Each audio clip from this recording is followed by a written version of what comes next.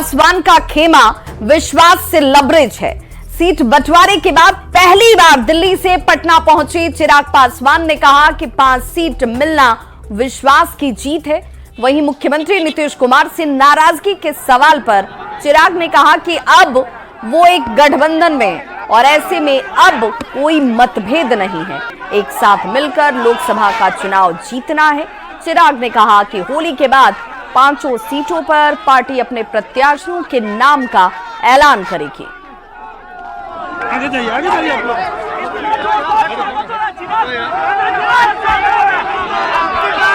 चुनाव में 5 सीट मिलने के बाद चिराग पासवान पहली बार पटना आए हैं और यहाँ देख सकते हैं उनके समर्थक काफी उत्साहित नजर आ रहे हैं।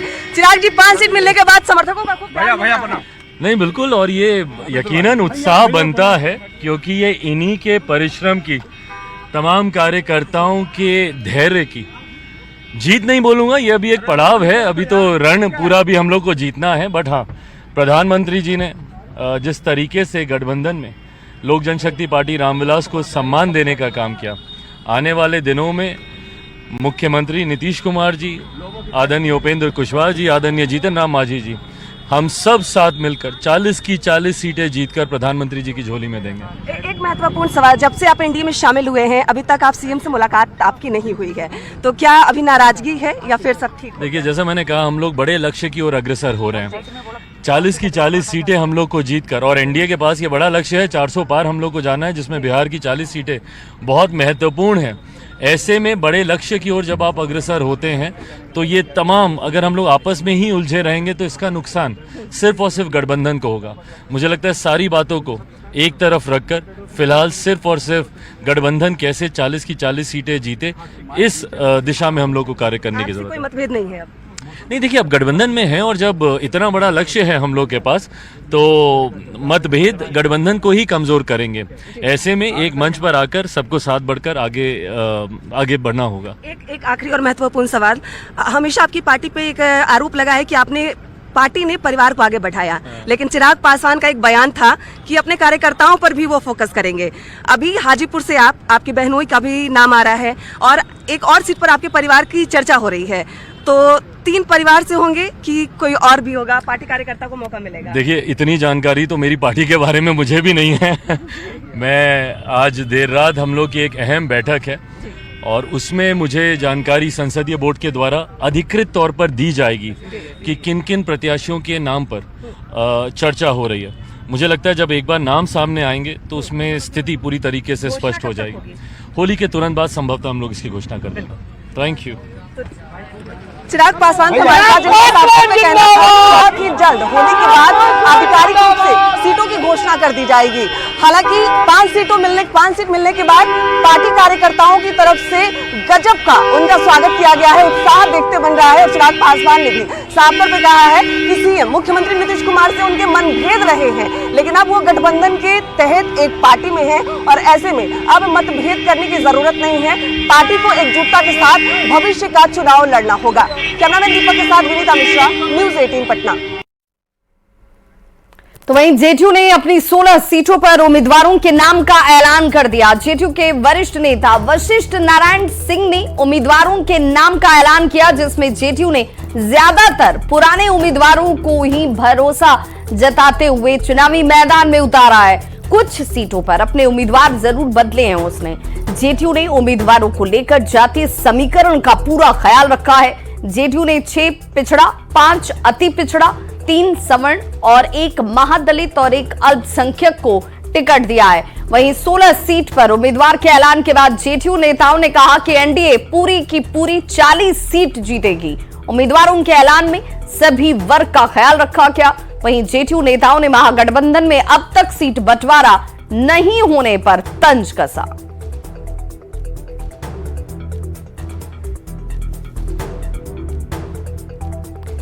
तो जेडीयू की तरफ से लोकसभा चुनाव के लिए अपने 16 प्रत्याशियों के नाम का ऐलान कर दिया गया, जिसमें जेडीयू ने इस बार अति पिछड़ा और पिछड़ा उम्मीदवारों पर ज्यादा दांव लगाया है। इसके पीछे जातिगत गणना का असर भी बताया जा रहा है। जहानाबाद से जेडीयू ने अति पिछड़ा समाज से आने वाले चंद्रेश्वर चंद्रवंशी को फिर से उम्मीदवार बनाया। तो चंद्रेश्वर चंद्रवंशी ने न्यूज 18 से बातचीत में कहा कि नीतीश कुमार ने जितना काम अति पिछड़ा और पिछड़ा समाज के लिए किया है उतना किसी ने नहीं किया और यही वजह है कि उन्होंने इस समाज को सबसे ज्यादा टिकट दिया है। जेडीयू ने अपने उम्मीदवार के नाम की घोषणा कर दी। जहानाबाद से चंद्रेश्वर चंद्रवंशी जी को मौका मिला है, इसके पहले भी वहां पे सांसद थे। सर, इस बार जो जेडीयू ने अपने उम्मीदवार के नाम की घोषणा की उसमें कई लोगों को रिपीट किया गया, लेकिन दिलचस्प तस्वीर ये है कि 11 पिछड़ा और अति पिछड़ा समाज को टिकट दिया गया। इसको आप कैसे देखते हैं? देखिए, आदरणीय मुख्यमंत्री जी का जो बिहार में काम करने का तरीका है वो शुरू से एकदम पारदर्शी है। सबसे पहले तो उनका सबका साथ सबका विकास का नारा था और उसको उन्होंने ज़मीन पर उतारा। पूरे बिहार में जो अराजकता की स्थिति थी उसको सुधारे और उसको सुधारने में सबको लेके चले, वो हर समाज के लोगों को लेके चले और बिहार का विकास किया, जिसके चलते आज बिहार में अमन चैन कायम हो गया। अब उसके बाद आपका जो प्रश्न है कि पिछड़ा अति पिछड़ा को टिकट दिए, तो वही उनका जो निर्णय था पंचायती राज में आरक्षण, सबसे पहले जो जल रहा था बिहार और जिस समय सत्ता उनके हाथ में आई थी, तो पहला काम उन्होंने किया था कि अति पिछड़ों को और महादलित समाज के लोगों को एकल पद पर और अति पिछड़ों को 20% पंचायती राज में आरक्षण देकर सत्ता में ही हिस्सेदारी दिलाने का काम किया था। और वही वजह था कि बिहार में जितने लोग थे सब लोग काम में लग गए, बिहार के विकास में लग गए और जो लड़ाई झगड़ा का वातावरण था वो ख़त्म हुआ। और उसी फार्मूला को लेकर के आज आदरणीय मुख्यमंत्री आज भी आगे बढ़ रहे हैं और बिहार उसी रास्ते पर आगे बढ़ भी रहा है। आपकी लड़ाई वहाँ पे सुरेंद्र यादव से है, जो वहाँ पे इसके पहले भी आपसे मुकाबला कर चुके हैं। इस पर लड़ाई कैसे देखते हैं? देखिए, लड़ाई तो चुनाव है, चुनाव में तो लड़ना ही चाहिए। हर आदमी को जो तरीका है स्वस्थ राजनीति का वो तो है कि अपना अपना प्रयास करता है, अपने लिए वोट मांगता है आदमी। वो भी वोट मांगेंगे, हम भी वोट मांगेंगे। जनता मालिक है, जनता इसका निर्णय लेती है और हमको उम्मीद है कि हम जितना दिन 5 वर्ष का पीरियड गुजरा है इसमें जहानाबाद लोकसभा क्षेत्र के लिए रोड से संबंधित या स्कूल से संबंधित या फिर इरिगेशन से संबंधित हर मुद्दों पर हमने बात उठाया है और बहुत सारे काम हमारे क्षेत्र में हुए हैं और भी काम जो रह गए हैं वो भी काम अब पूरा होगा। तो हमको नहीं लगता है कि जहानाबाद लोकसभा की जनता हमको प्यार नहीं देगी। हमको पूरा उम्मीद है कि जहानाबाद की जनता हमको पूरा प्यार देगी और फिर से जिता करके अपने सेवा में मौका देगी हमको सेवा करने का। तो ये थे हमारे साथ चंद्रेश्वर चंद्रवंशी, जहानाबाद के उम्मीदवार। आनंद अमृतराज, न्यूज 18 नेटवर्क, पटना। तो बिहार के डिप्टी सीएम विजय कुमार सिन्हा ने कहा है कि देश की जनता का विश्वास मोदी जी के साथ है और बिहार में भी 40 की 40 लोकसभा सीटें एनडीए के खाते में आएंगी। वहीं इंडी अलायंस में सीटों के बंटवारे में हो रही देरी पर विजय सिन्हा ने निशाना साधा और कहा कि जब नीति और नियत में खोट हो तो कोई भी गठबंधन सफल नहीं हो सकता है। हड़बड़ी में गड़बड़ी साफ झलक रही है। नियत में खोट है तो नीति कभी सफल नहीं होती। हिडन एजेंडा के तहत वो अपने अपने स्वार्थ और अपने अनुकूल सीट के चयन में इतने हड़बड़ी में है कि कई गड़बड़ी साफ झलक रही है। आपस में समझौता हुआ या नहीं हुआ, लेकिन उम्मीदवार घोषित हर दल का होते जा रहा है। तो वहीं बिहार में शराबबंदी और ऐसे में होली से पहले शराब पर नकेल के लिए पुलिस और उत्पाद विभाग की टीम लगातार छापेमारी अभियान चला रही है। इसी कड़ी में औरंगाबाद के नबीनगर में पुलिस ने कार्रवाई की और सोन दियारा इलाके की ये तस्वीर इस वक्त आप देख रहे हैं, जहां पर तेतरिया गांव में छापेमारी कर देसी शराब की 3 भट्टियों को ध्वस्त किया गया। करीब 7000 किलो जावा महुआ को जब्त किया गया। बड़ी मात्रा में यहां से बरामद कच्चे माल को भी नष्ट किया गया। कार्रवाई में 1000 लीटर देसी महुआ शराब जब्त हुई।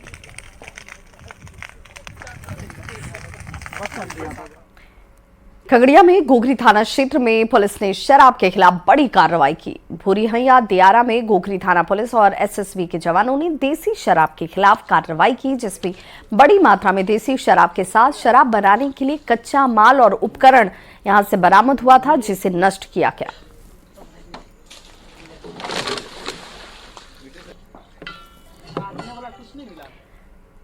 और बड़ी खबर इस वक्त बांका से आ रही है, जहां होली से पहले एक ट्रक शराब जब्त की गई है। गिट्टी के नीचे छिपाकर शराब लाई जा रही थी।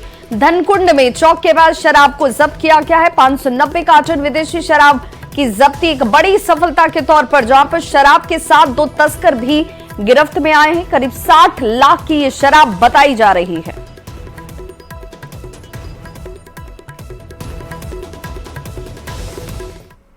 बेगूसराय में एक बार फिर रिश्ता शर्मसार हुआ है, जहां जीजा ने गोली मारकर साली को मौत के घाट उतार दिया। दरअसल घटना चकिया थाना क्षेत्र के बिंद टोली की है, जहां सामान लेकर घर लौट रही महिला को उसके जीजा ने गोली मार दी, जिससे उसकी मौके पर ही मौत हो गई।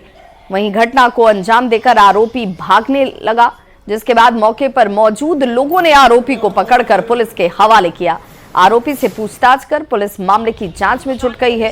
गोलीकांड के पीछे की असल वजह क्या है, इसका अभी तक खुलासा नहीं हुआ है।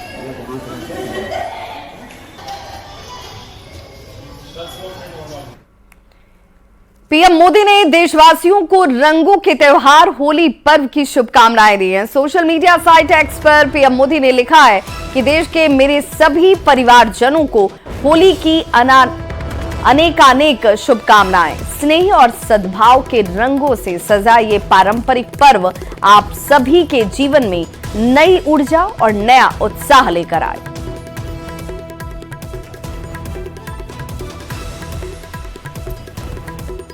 तो प्रधानमंत्री नरेंद्र मोदी की तरफ से परिवारजनों को, देशवासियों को होली की शुभकामनाएं दी गई। सभी के जीवन में नया उत्साह आए।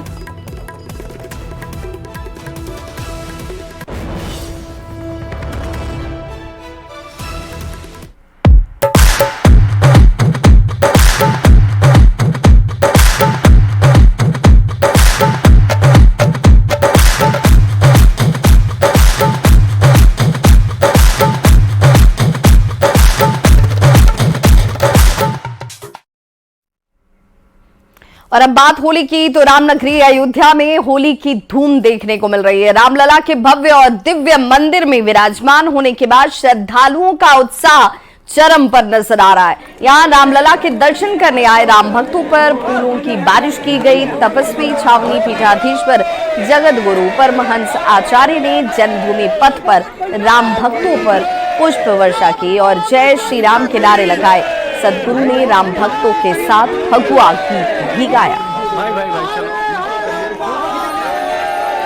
राम नाम से ही जो है तो शुरू हुई है यह होली। भक्त प्रहलाद को जो है बचाने के लिए जो भगवान ने जो है भक्त प्रहलाद को बचाया, तब से होली का त्योहार शुरू हुआ राम नाम का। और राम मंदिर 500 वर्षों के बाद जब भव्य राम मंदिर बना है, तो आज पहली बार यह जो है होली खेली जा रही राम मंदिर में। देश विदेश के सभी साधु संत और श्रद्धालु राम भक्त आज होली खेल रहे हैं। बहुत आनंद आ रहा है। और मैं यही कहूँगा न्यूज़ 18 चैनल के माध्यम से कि आप सब भी जो है सारे बुराइयों को छोड़ करके इस बार होली में राम के हो जाइए। यही होली का त्योहार है। राम मंदिर में आज मची होली, राम मंदिर में, हाँ राम मंदिर में हो, राम मंदिर में, राम मंदिर में, राम मंदिर में आज मची होली, राम मंदिर में। तो वाराणसी में होली पर अलग ही रंग देखने को मिलता है। लम्ही के सुभाष भवन में मुस्लिम महिलाएं होली मिलन समारोह में शामिल हुई। मुस्लिम महिलाओं ने हिंदू महिलाओं के साथ होली खेली और एक दूसरे को रंग और गुलाल लगाए। होली मिलन समारोह के दौरान सभी होली के गीतों पर झूमती नजर आईं। कई सालों से मुस्लिम महिलाएं होली खेलती आ रही हैं।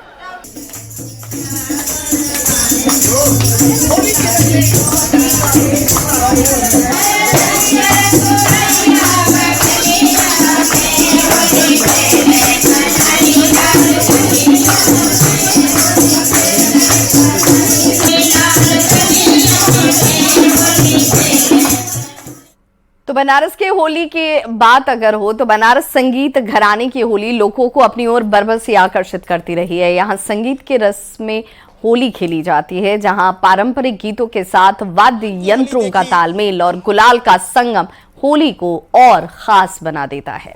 होली दिखा रहे हैं जहां होली रंगों के साथ संगीतों के रस से मनाई जाती है और इस रस में पूरा बनारस घराना शामिल होता है, जहां पारंपरिक गीतों के साथ होली के रंग रंगे जाते हैं, एक दूसरों के जो वाद्य यंत्र होते हैं उसे बजाए जाते हैं और होली के खूबसूरत भजन गीतों के साथ होली का पर्व मनाया जाता है। खेले मसाने में होली दिगंबर, खेले मसाने में होली, खेले मसाने में होली दिगंबर, खेले मसाने में। और इनके साथ साथ कौन खेल रहा है बाबा के साथ? अरे भूत पिशाच बटोरी, भूत पिशाच बटोरी दिगंबर, खेले मसाने में होली, खेले मसाने में होली दिगंबर, खेले मसाने में होली। भांग धतूरा चौचक छाने, भांग चौचक छाने, ओघड़ नंदी गण बिराजे, ओघड़ नंदी गण गण बिराजे, खेले मसाने में होली, खेले मसाने में होली दिगंबर, खेले मसाने में होली। तो वहीं बिहार के समस्तीपुर में एबीवीपी की ओर से होली मिलन समारोह का आयोजन किया गया, जिसमें एबीवीपी के प्रदेश उपाध्यक्ष स्मिता झा भी शामिल हुई। इस मौके पर बड़ी संख्या में एबीवीपी के सदस्यों ने गुलाल लगाकर एक दूसरे को होली की शुभकामनाएं दी।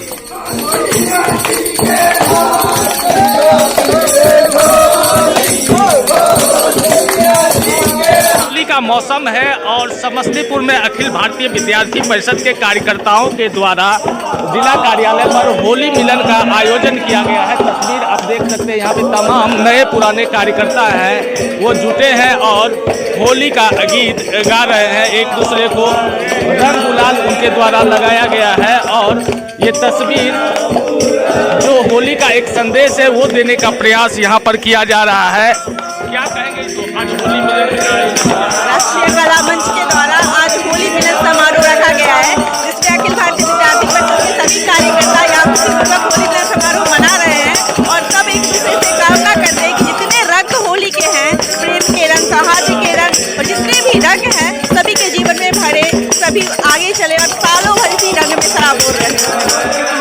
एक संदेश देने का काम विद्यार्थी परिषद के कार्यकर्ताओं के द्वारा यहाँ पर किया जा रहा है और एक बार फिर हम तस्वीर दिखाना चाहेंगे। तमाम जो परंपरागत साज सज्जा होते हैं उन्हें लेकर के यहाँ संगीत का प्रदर्शन किया जा रहा है और लोग काफी मस्ती में यहाँ होली के गीत गा रहे हैं और एक दूसरे को होली का बधाई दे रहे हैं। Mukesh Kumar, news 18 network, Samastipur.